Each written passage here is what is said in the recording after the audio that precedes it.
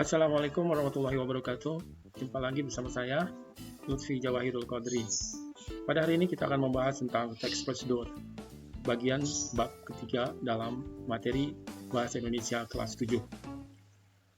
Yang akan kita ketahui dalam teks prosedur adalah yang pertama tujuan, fungsi, dan jenis teks prosedur. Yang kedua informasi penting dalam teks prosedur. Yang ketiga simpulan isi teks prosedur.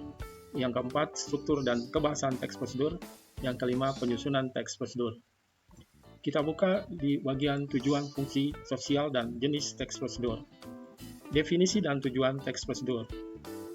Teks prosedur adalah teks tulis atau lisan yang berisi instruksi kepada pembaca atau pendengar untuk membuat atau melakukan sesuatu. Teks ini dibuat untuk menggambarkan cara melakukan atau membuat melalui serangkaian tindakan atau langkah-langkah. Tujuan teks prosedur adalah memberikan petunjuk atau cara melakukan sesuatu melalui serangkaian tindakan atau langkah-langkah. Fungsi sosial teks prosedur adalah menginformasikan cara membuat atau melakukan sesuatu kepada pembaca atau pendengar. Contoh, guru atau orang tua memiliki tanggung jawab untuk membuatmu paham cara memainkan angklung, melakukan gerakan tari saman, atau membuat minuman rempah-rempah. Jenis teks prosedur. 1. Teks prosedur membuat sesuatu. Contohnya, membuat layang-layang, membuat soto Makassar, membuat wedang ronde. Yang kedua, teks prosedur memainkan alat atau sesuatu.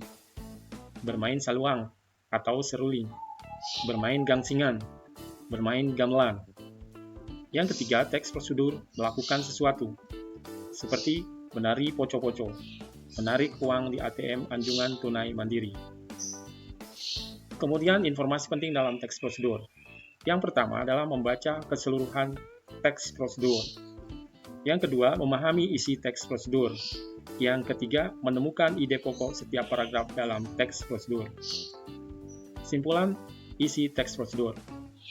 Yang pertama adalah pokok isi teks. Jadi, apa yang dibicarakan dalam sebuah teks tersebut, kalian harus mendapatkan inti dari teks tersebut, yang biasa disebut dengan isi pokok teks tersebut. Kemudian, intisari teks. Intisari itu berarti hal yang dibicarakan dalam teks tersebut. Dijadikanlah sebuah kesimpulan. Struktur dan kebahasaan teks prosedur. Yang pertama, struktur. Struktur terdiri dari tujuan atau goal. Tujuan teks tersebut dibuat untuk apa? Nah, itu nanti dijabarkan. Lalu, bahan-bahan atau perlengkapan yang biasa disebut dengan material. Sini terdiri dari alat dan bahan-bahan yang digunakan dalam teks prosedur yang disajikan. Yang ketiga, langkah-langkah atau step. Yang keempat, penutup. Ini bersifat opsional. Boleh digunakan, boleh tidak. Kemudian ada kebahasan dalam teks prosedur. Yang pertama adalah menggunakan penomoran yang menunjukkan urutan atau tahapan. Mudah ya, itu misalnya 1. Siapkan alat potong. Nah, itu disebut dengan penomoran. Yang kedua, menggunakan kata menunjukkan perintah atau imperatif. Misalnya, potonglah sebilah bambu yang berukuran 1 meter. Itu kalimat perintah. Menggunakan kata ganti orang kedua seperti Anda, kamu, atau kau. Kalau jamak, kamu, kalian. Itu ciri dari kata ganti orang kedua. Selanjutnya, penggunaan konjungsi yang menunjukkan urutan. Contohnya, lalu, kemudian, selanjutnya, setelah itu contoh dari konjungsi atau kata hubung. Menggunakan kata keterangan, berarti menunjukkan sesuatu. Apakah itu keterangan alat, atau keterangan cara, dan juga keterangan waktu. Contoh yang menggunakan keterangan alat, misalnya gunakan pisau sebagai alat pemotong.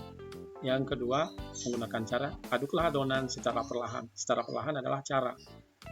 Lalu contoh dari keterangan waktu, hidangkan makanan ketika hangat. Ketika hangat adalah menunjukkan keterangan waktu.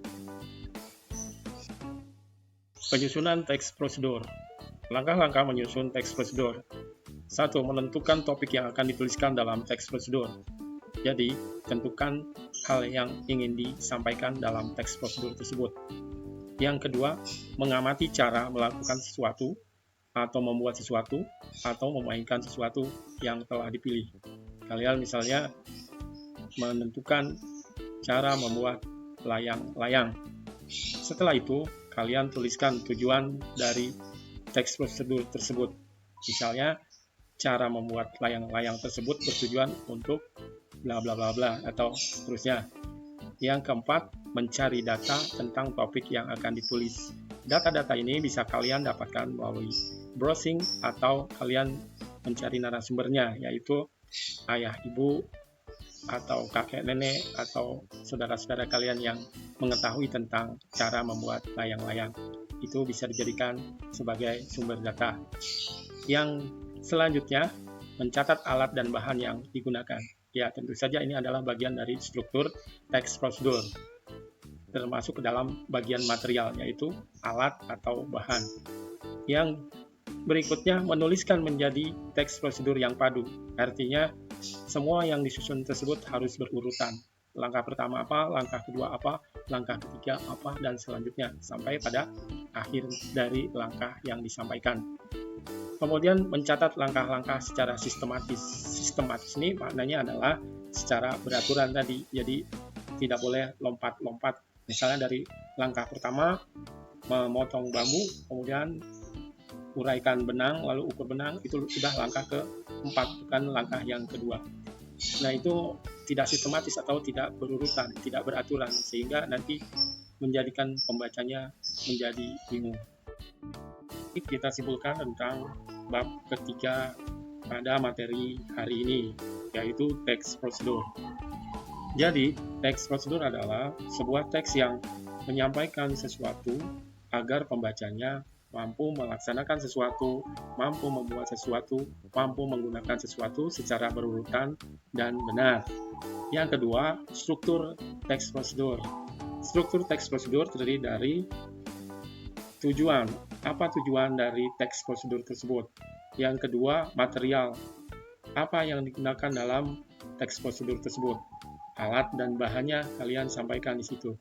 Yang ketiga, langkah-langkah yang disajikan dalam teks prosedur tersebut harus secara berurutan, tidak boleh lompat-lompat. Yang keempat, boleh disimpulkan, boleh tidak. Kemudian untuk unsur kebahasaan dalam teks prosedur. Yang pertama, menggunakan kata ganti orang kedua.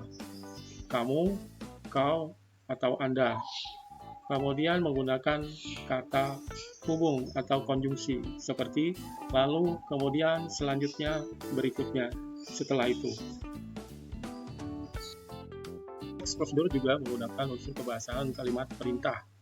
Misalnya, berupa kalimat larangan, jangan menggunakan spatula terbuat dari aluminium, atau contoh kalimat perintah berbentuk saran.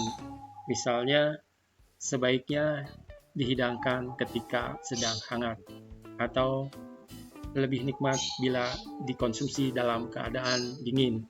Nah, itu adalah kalimat perintah berbentuk saran.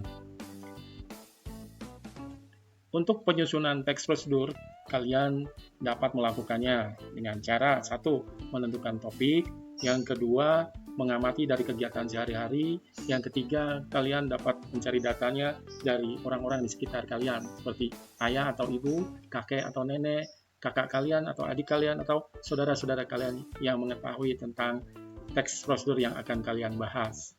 Yang keempat, kalian susun teks prosedur tersebut dengan sistematis. Artinya, harus berdasarkan urutan langkah yang benar. Yang pertama apa, yang kedua apa, yang ketiga apa, yang keempat apa, dan selanjutnya. Sehingga si pembaca akan mudah membaca dan melakukannya secara benar dan efektif. Demikian apa yang kita bahas pada hari ini, yaitu tentang teks prosedur. Semoga dapat dipahami dan kalian juga dapat mempraktikannya dari kehidupan sehari-hari. Baik itu cara melakukan sesuatu, cara menggunakan sesuatu, atau cara membuat sesuatu. Terima kasih, semoga bermanfaat.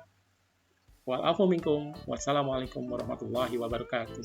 Terima kasih.